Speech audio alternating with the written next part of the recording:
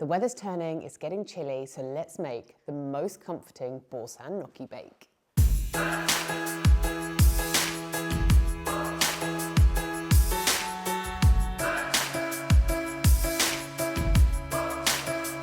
First things first, what I have done is I have brought a pot of water up to the boil, added in a little bit of salt and some olive oil too, and I'm just going to go in with 2 packs of gnocchi.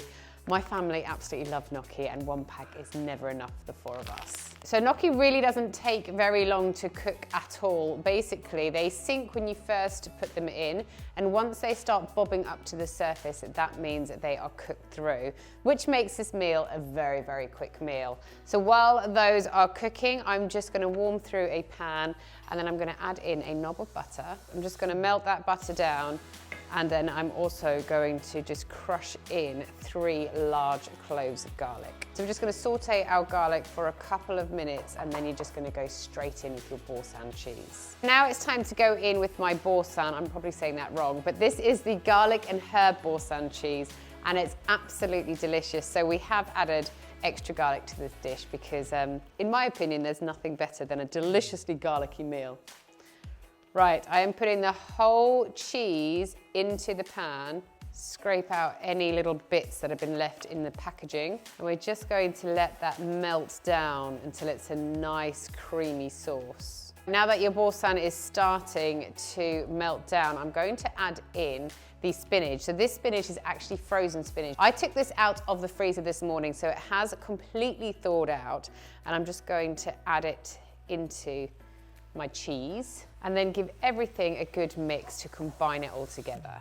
Right, your gnocchi is nearly cooked through. Just going to give it all a bit of a mix around to make sure the bottom ones are nicely floating too. This looks and smells absolutely amazing. I'm so excited for dinner. Before I drain off my gnocchi, I'm just going to take a little bit of the starchy water and I'm going to add it into my spinach mix. And that's going to make it a little bit more saucy. So you can add as much gnocchi water as you would like. It's totally up to you. And now I am going to drain my gnocchi and add it straight into this mix.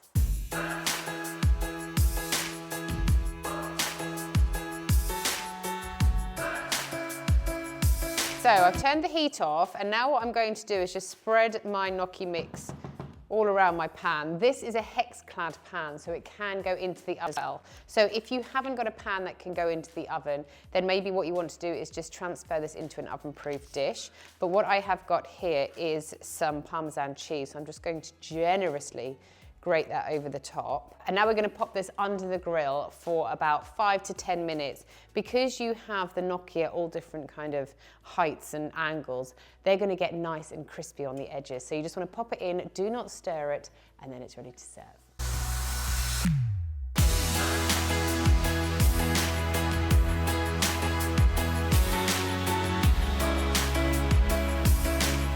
Oh my gosh. Right.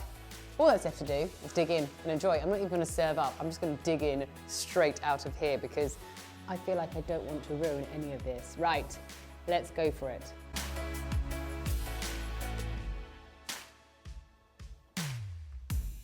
Oh my gosh, it's so good.